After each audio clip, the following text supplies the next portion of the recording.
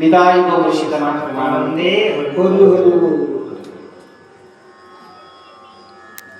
এই বৈশাখ মাসের তত্ত্ব হিসেবে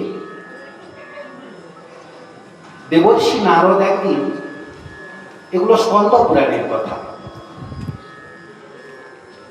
দেবর্ষি নারদ একদিন মহারাজ অমৃতকে বলেছিলেন যে মহারাজ শুনুন, বৈশাখ মাস পুরো মাসটাই সাত্বিক আহার করা আমাদের কর্তব্য। বৈশাখ মাস এমন এক মহামাস, এই মাসে এক মুহূর্তের পুণ্য অনেক হয়ে এসে ধরা দেয়। আমি আপনাকে একটি প্রাচীন কাহিনী শোনাই, অবশ্যই পুরাণ থেকে। কোন পুরাণ থেকে? স্কন্দ পুরাণ থেকে।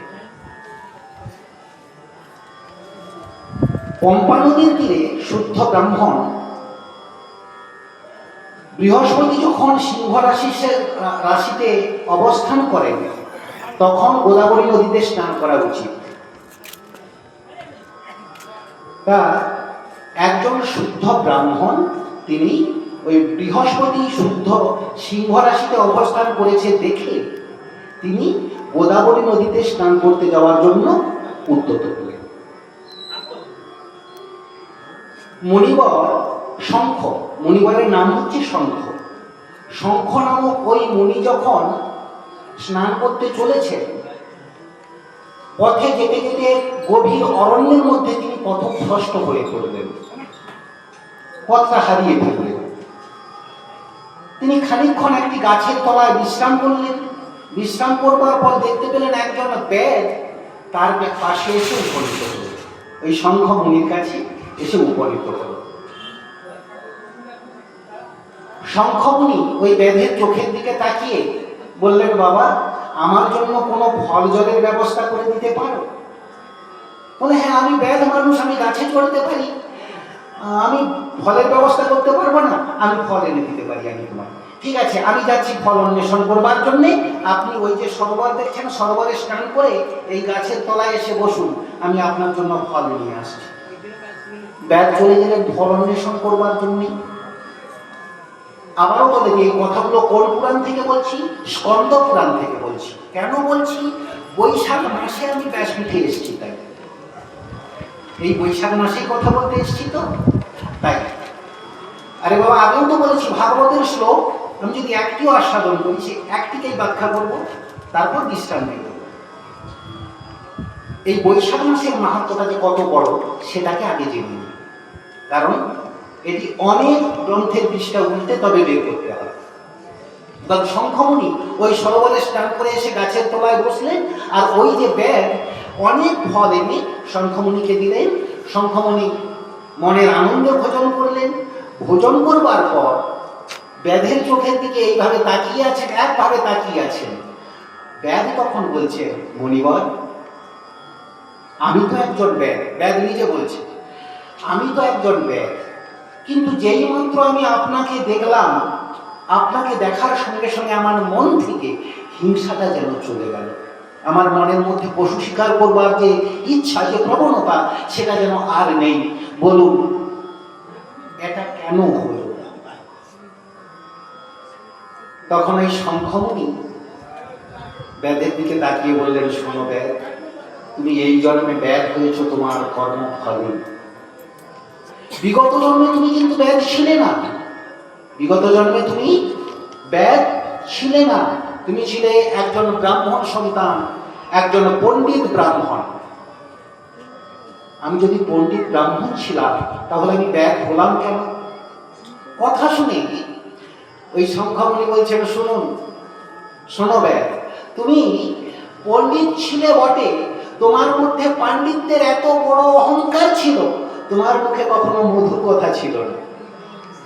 তুমি এত বড় পণ্ডিত, সবাইকে চটিয়ে কথা বলো, এই কি জানিস তুই, তোর দ্বারা কিচ্ছু হবে না, এগুলো ভুল, এগুলো আমি বলছি, যা বলছি সেটাই ঠিক, আমারটা ছাড়া বাকি সবগুলো মিথ্যে। অহংকার, প্রচন্ড অহংকার ছিল। তোমার নাম ছিল স্তম্ভ, তোমার ছেলের নাম ছিল শ্রীবৎস, এবং তোমার স্ত্রীর নাম ছিল কান্তিমতী। যেই মাত্র তোমার মধ্যে পাণ্ডিত্য এলো, পাণ্ডিত্যের সাথে সাথে তোমার আর একটি দোষও এলো, যেটাকে বলা হয় চরিত্রের দোষ। সে কি? হ্যাঁ, তুমি পণ্ডিত, যখন ব্যাসপীঠে বসলে এমন এমন ভাবে কথা বললে, এমন এমন ভাবে ব্যাখ্যা করলে, সকলেই তোমার কাছে বশীভূত হয়ে গেল। ব্যাস, বশীভূত হয়ে যাওয়াতে তুমি কারোর কাছ থেকে 5,000 টাকা ঝাড়তে শুরু করলে, কারোর কাছ থেকে সোনা রূপা নিতে শুরু করলে। আমি ব্যাসপীঠে যেতে পারি, আমাকে এই দক্ষিণা দিতে হবে, সোনা রূপা দিতে হবে, এই দিতে হবে, সেই দিতে হবে। লোভ এসে গেল, চরিত্রের দোষ এলো। আর এই চরিত্রের দোষ আস্তে আস্তে তোমার মধ্যে এমন অবনতি এলো, পাণ্ডিত্য তোমার মধ্যে রইল, কিন্তু তুমি একটি বারাঙ্গনাকে নিয়ে এসে বাড়িতে বুঝতে শুরু করলে। একটি বারাঙ্গনাকে ডেকে নিয়ে এসে বাড়িতে পুষতে শুরু করলো। আরো টাকা আসতে শুরু করলো। ভক্তরা, তোমার যারা ভক্তরা, তারা বললো কি, ও যা করছে করুন, আমাদের আসলে তো ভালো কথা বলে। বেশ, তাহলে দেখুন এখানে এটাও শিক্ষা হলো যে ব্যাসপীঠে বসাতে গেলে একটা চরিত্রবান মানুষ থেকে বসাতে হয়। যে মানুষের চরিত্র ঠিক নেই, সে মানুষটাই ঠিক নেই। সে বেটা নিজে উচ্ছন্নে যাবে আর অপরকে উচ্ছন্নে নিয়ে যাবে। যে স্তম্ভের অবস্থা কি হলো, একজন বারাঙ্গনাকে নিয়ে এলো, তারপর রোজগার যথারীতি হতে শুরু করলো, সেই রোজগার নিয়ে এসে বারাঙ্গনাকে দিতে থাকলো। এখানে শ্রীবৎস নামে পুত্র আর কান্তিমতী নামে স্ত্রী, চোখের জলে বহু ভাষা। কিন্তু কান্তিমতী যে স্ত্রী, স্বামী সেবা থেকে বঞ্চিত তিনি হননি। ওই গণিকা আর ওই ব্রাহ্মণ যে কথা বলে, কান্তিমতী সেই আদেশ পালন করেছে। এই হতে হতে আর একটা নেশা ধরলো। সেটা কি? ওই যে বোতলের নেশা। যখন অত্যাধিক বোতল খেতে শুরু করলো, এখানে সুরা শব্দটা লেখা আছে, শাস্ত্রে লেখা আছে সুরা। আমি ব্যাসপীঠে বসে বসে বললাম বোতল। স্কন্দপুরাণে লেখা আছে সুরা, আমি এখানে বসে বললাম বোতল। একটু বিকৃত করে দিলাম, কিন্তু এখন তো বাজারে বোতল বেশি চলে, তাই শব্দটা ওইভাবেই বললাম।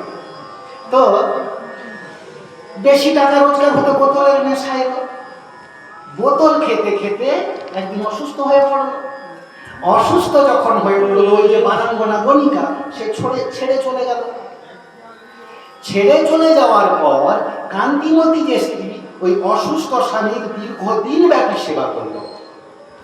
এই বৈশাখ মাসে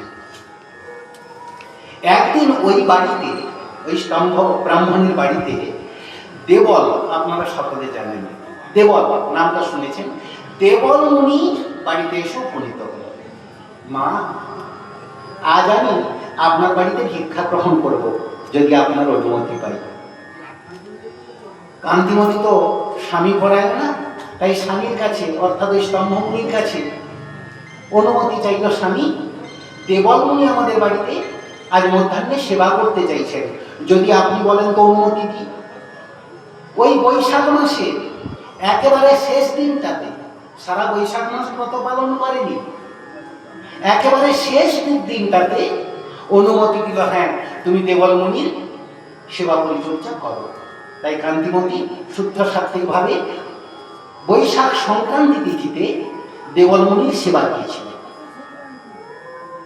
সেই পুণ্যের প্রভাবে কান্তিমতী এবং শ্রীবৎস তারা মোক্ষপদ প্রাপ্ত হল। আর ওই স্তম্ভ মুনি যে অনুমতিটা দিয়েছিল, তার হওয়ার কথা নরক, যাওয়ার কথা নরকে, কিন্তু নরকে না গিয়ে সে এই ব্যাগ জন্ম। আর শোনো, তুমি দেবল মুনিকে চোখের দেখা কেবলমাত্র দেখেছিলে, সেই পুণ্যের প্রভাবে, সাধু দর্শনের প্রভাবে তুমি আজ আমার কাছে এসে আমার দর্শন পেতে, আমার সেবা করতে সুযোগ পেতে। বৈশাখ মাসে অল্প হইতে অল্প পুণ্য, অর্থাৎ ব্রাহ্মণকে সেবা দেওয়ার জন্য অনুমতি, এইটুকু দিয়েছিল বলে সে নরকগামী না হয়ে হলো একজন ব্যাগ। মরবার সময় কেন ব্যাগ হলো না, মরবার সময় সে মনে মনে তার খারাপ চিন্তাগুলো, আমার জীবনটায় আমি কি খারাপ কাজ করেছি, সেই খারাপ কাজগুলো ভগবানের চিন্তা করার কথা, ভগবানের চিন্তা বাদ দিয়ে খারাপ কাজগুলোর চিন্তা করতে করতে সে মরেছিল বলে সে ব্যাধ রূপে জন্মগ্রহণ করেছিল। তাহলে বৈশাখ মাসে সামান্য ব্রাহ্মণ সেবার অনুমতি দেওয়ার কারণে নরকগামী আর হতে হলো না। এই বৈশাখ মাস এমনই মহান, আর সেই বৈশাখ মাসে আমরা ভাগবত কথা ব্রতী হলাম। নিতাই গৌর সীতানাথ প্রেমানন্দে হরি বল।